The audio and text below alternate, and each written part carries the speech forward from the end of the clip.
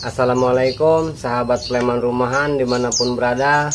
Bertemu lagi bersama saya Pleman Rumahan seputar rawatan pleci dan burung lainnya.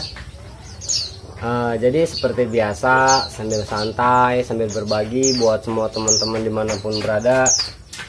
Jadi hari ini mau sedikit membahas tentang mengobati kaki pleci yang mengoreng dan juga manfaat kebersihan kandang. Nah, karena karena merawat pleci ini banyak orang yang fokus di bunyi, fokus di kicau, tapi banyak hal yang disepelekan. Salah satunya kebersihan kandang. Kemudian juga selain kebersihan kandang juga tempat pakan dan minum. Nah, jadi saya akan bahas tuntas hari ini, dan buat teman-teman semua yang belum subscribe silahkan di subscribe dulu, nggak ada salahnya, secara gratis. Dan juga tombol loncengnya buat notifikasi video selanjutnya. Dan yang terpenting jangan lupa seruput kopinya.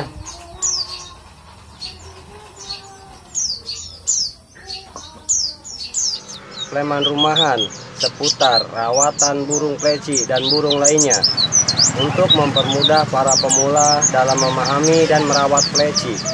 Mari ramaikan Pleman Rumahan agar dunia pleci makin diminati. Jangan lupa like, share, dan subscribe.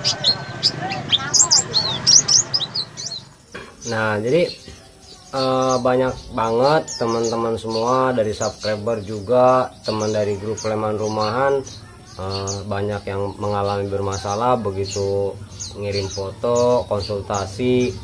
Itu banyak kendala di kandang itu kotor. Sedangkan menjaga kebersihan kandang itu sangat penting. Nah, jadi bukan cuma penting tapi juga banyak manfaat dan juga banyak resikonya ketika kita nggak mau bersihin.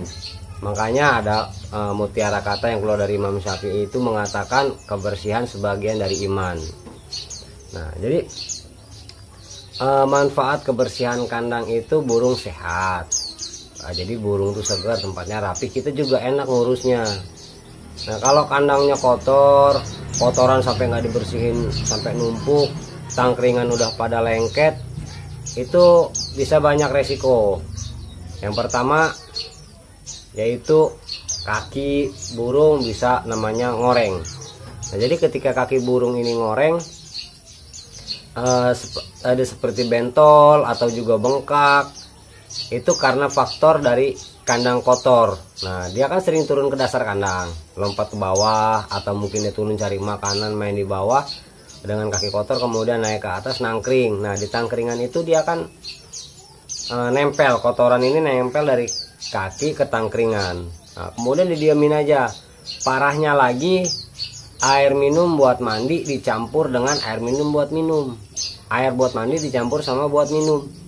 Nah, jadi setelah burung udah masuk ke situ dengan kotoran itu terus kemudian keminum. Nah, itu sangat simple, sederhana, cuma kadang-kadang beresiko. Nah, bahkan selain dari kaki ada resiko lagi yang namanya snot. Nah, mata snot. Kenapa? Karena ketika di burung ini kan biasanya yang identik snot ini antara kena pleci sama lovebird.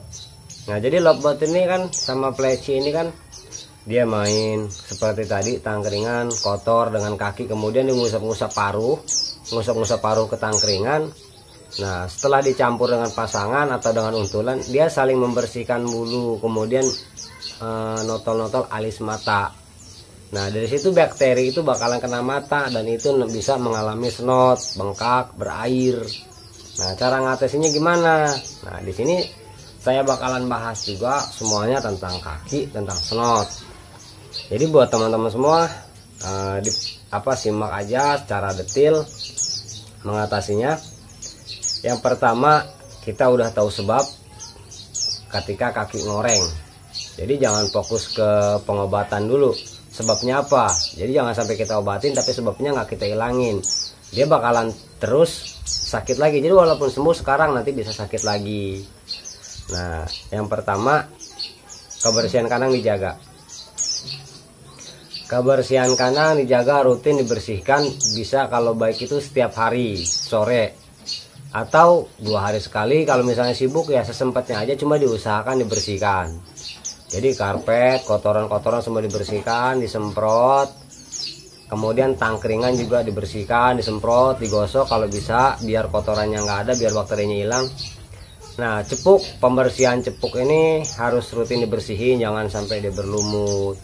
Karena kan ketika lama nggak dibersihin, ketika kita buang airnya, kemudian kita lap, itu pasti seperti ada lendir-lendir licin di cepuknya. Nah, itu harus dicuci. Bisa kita gosok, kemudian kita kasih air, dan juga kita bilas. Boleh pakai sabun nggak masalah, yang penting dia bersih, baru diisi air yang jernih. Nah, kalau misalnya cepuk buat minum, jangan dicampur sama cepuk buat mandi. Karena ketika seperti tadi yang saya bilang, ketika dicampur, ketika dia mandi, kotoran-kotoran dari bawah ini, dari kaki, dari badan, dia ke air minum, kemudian dia diminum.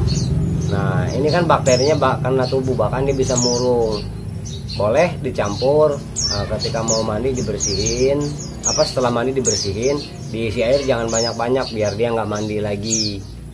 Nah, pengobatan yang kaki yang berkoreng karena bakteri itu punya tanda-tanda, itu biasanya ada keluar bintik ngoreng.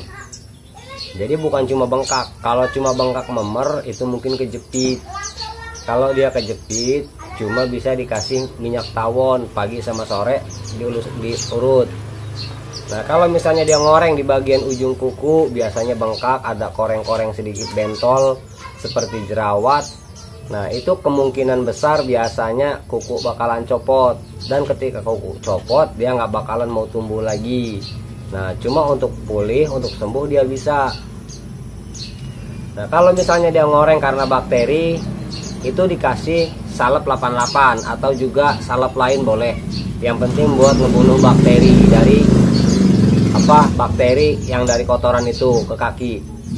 Nah, kalau dikasih salep, dioles-oles pagi sore, terus kemudian kita istirahatkan burungnya, dijemur tetap, cuma jangan terlalu berlebihan. Ketika burung sakit jangan dipaksa bunyi, fokus dulu ke penyembuhan. Nah, ketika udah dikasih salep itu biasanya dia burung ini bakalan risih seperti dipatok-patok. Nah, ini nggak masalah karena dia membersihkan, bukan dipatok-patok untuk dimakan. Nah, ketika udah mulai pulih, udah mulai mengempes terus secara konsisten, dan ini butuh waktu yang bukan sebentar lah, bisa sebulan, bisa 2 bulan. Jadi secara konsisten terus. Ketika dia udah kempes, udah kering, bentolannya udah nggak ada, nggak usah dikasih lagi, dan perawatan mulai seperti biasa, jemur.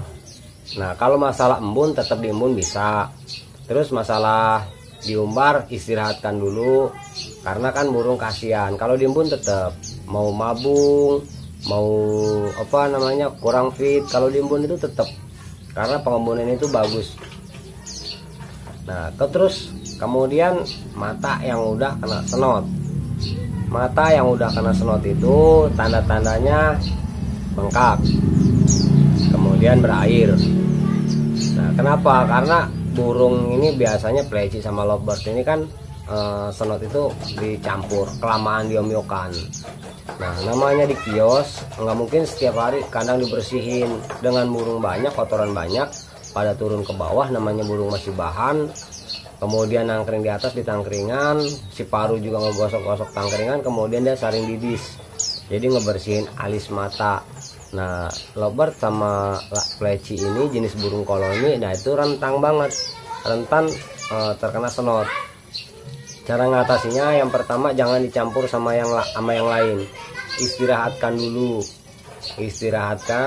kemudian juga kasih makanan yang bergizi seperti kroto, terus juga kasih buah, pisang, purnya kalau bisa yang high kualitas seperti Nutri, Nastar, Vol.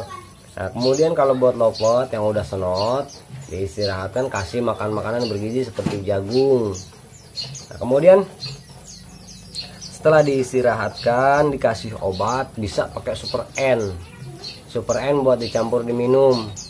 Nah, buat ke mata, ditetes di mata itu bisa pakai Insto, bisa juga ada obat senot, tinggal beli di kios aja. Nah, jadi Super N-nya dikasih dicampur ke air minum untuk dia minum. Karena Super N itu kan antibiotik untuk burung. Nah, jadi kalau buat di matanya kasih namanya Super N, kasih namanya tetes mata Insto atau yang lain, atau kalau mau enak lagi kasih obat senot. Nah, itu untuk obat senot penggunaan atau pakai Insto bisa lihat di kemasan. Nah, cuma kalau buat Insto ini 1 hari 1 kali, karena ketika baca di kemasan dia bukan untuk burung tapi untuk orang. Nah, salah satunya Insto ini obat keras, jadi cuma sehari sekali aja pagi.